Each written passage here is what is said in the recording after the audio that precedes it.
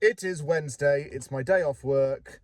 It's absolutely lashing it down with rain. It's looking a bit, well, it's not looking too bad, but it's still a bit grey in the sky and it's a bit drizzly.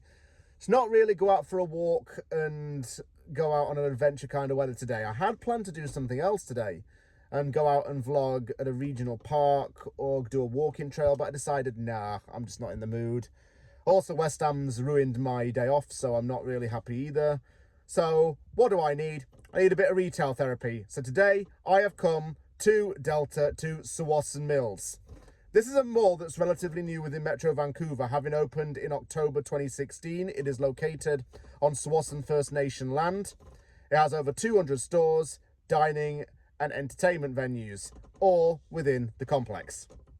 I have never been here before, but I did hear, and I'm not sure if this is still true today given the tariffs, that it did used to have a lot of US brands.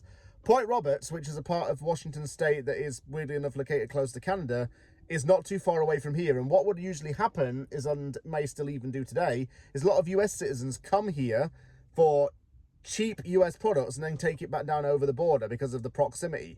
And I'll see if I can strike any decent deals that way. But let's see if I could actually buy something, because I need, well, something to lift my spirits up a little bit on this glum day. So, Tsawwassen Mills versus James. Let's bring it on.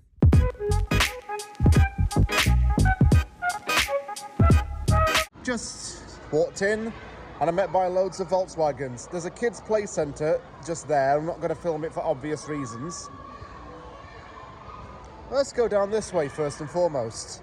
You know what? Already the interior is reminding me of that giant mall collection in Edmonton. You know, if you've ever been to Edmonton Airport, they have a giant, like, retail designer discount mall thingy. There were some monkeys with a bench. But anyway, it reminds me of that. It even smells just like that. I'm not sure if it's the floor or whatever, but that's my first impression. You'll find that there are a lot of these statues that have been designed by the local indigenous community. This one's of a wolf, there's also one of a bear and other animals around the place.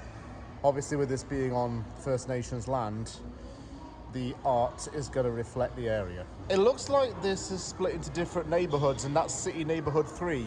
It's on the way to a West 49, and you know what? I've not been in a West 49 in like nearly 10 years. The one that used to be in West Edmonton Mall closed down, and now that I'm here in Vancouver, I'm yet to actually go in one. That might change today, though. I think they've actually got a somewhat of a decent marketing technique in this, you know. That's why they've got loads of kiddie play areas. It's dump your kids off, keep them entertained for hours on some little dinky dodgem type thing, and you just go and ball out. I don't have kids though, so I can't do that. Anyway, I'm off to neighbourhood number 4 now. See if I can find anything here. There's a Hockey Life shop up here which I might go in. Oh, there's even a Ralph Lauren, so yeah, might have to have a little bit of a cheeky visit in there. Don't know if I'll buy anything yet though. I'll give a quick tour of the food court while I'm at it. So there's a Japanese place, there's a noodle soup, sandwiches place there. Also on the right, we've got a like hot plate for Asian food, Hula, which I've never been to, and A&W. There's bubble tea over there. Over that side, there's Thai, KFC, Chinese, Japanese, and chocolatier. Actually, I thought there'd be more. None of it looks too appealing, to be honest. This literally feels like an American store. Everything's very discounted. Everything's less than $20. And you can even get free pants with a matching jacket, which is like $130 per jacket. Those give me like 2012 high school party vibes. Got some shirts here for like £20. That's dollars even. That's mad. Just having a bit of a sit down to give some halfway thoughts. It's standard really as to any other mall, but then again, it's got some really decent deals in it. Just nothing that really appeals to me too much. It has a bit more variety in some little places. For example, the store that I'm just in actually had some good clothes for a decent price. And also, you don't get some weird looking people around here, honestly. I don't know what to say. Like, you get some that are just like weird, I guess. Maybe it's the weather outside. Oh my God, look what it is.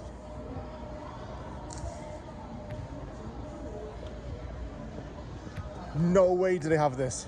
Do you want to know why it is that I'm freaking out for the wrong reasons? Because I'm getting flashbacks. Outdoor world. Okay, I need a little bit of a moment to tell you a story about this.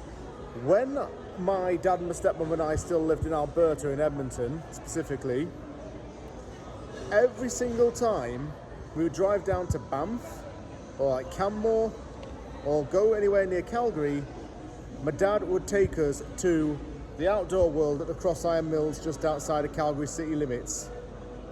And it had a huge outdoor world there. He treated it like it was the 8th wonder of the world. So screw going to see the Colosseum or the Taj Mahal or even the Great Wall of China. Just go to Calgary and go to the outskirts and go and see a giant hunting shop. You know what? Let's go in for the vibes. If there are vibes.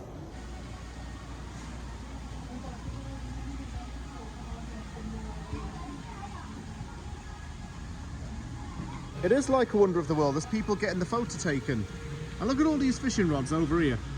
That's if you want to go and catch a huge fish. And they've even got animals everywhere. Like, there's some bison. You've got like a bear or some like mountain cat there. You got some rams with massive horns on their heads. Don't even know what they're called. Ibex, I think. I'm such a nerd. Got birds up there. Yeah, it's like being in the Great Alberta Plains. Just without shooting anything inside, of course. They even sell boats. This can be yours for nearly $29,000. Some others down there as well. Oh, this section is empty. Except for one slight detail.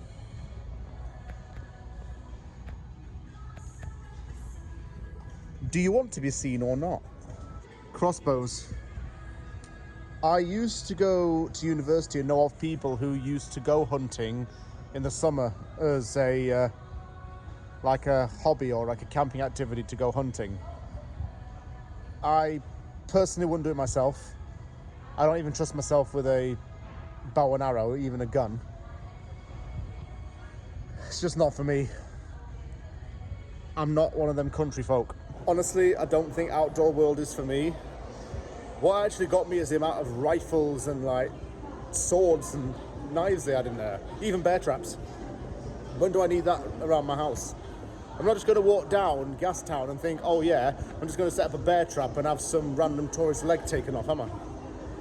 No, that's not my kind of thing, brother. It's not my kind of thing. Glad I'm out, to be honest. But, you know, Alberta flashbacks and all that. This area's still very general, just a lot of shoe shops and a couple of sports clothing shops, but nothing too much really around here. It's the next day. I got home at around 5 p.m. The traffic getting from Delta through Richmond back to my house in Vancouver was quite manic. And I had to go through a tunnel which usually cuts into just one lane. When you go through it, it's usually quite congested, especially around 4 to 6 p.m. Overall, Tsawwassen Mills is actually not too bad. I didn't think it was bad, but I didn't think it was amazing at the same time. I have discovered that there is a little bit of controversy around this place, not at least because of the location. It is built on the land of the Tsawwassen First Nation in hope of giving more opportunities to that local community. However, there is some kind of downside to it, especially if you are a member of an Indigenous group within the area. Because under Canada's Indian Act, First Nations individuals are usually exempt from the PST, i.e. provincial sales tax, when they purchase goods from businesses that are located on First Nations land.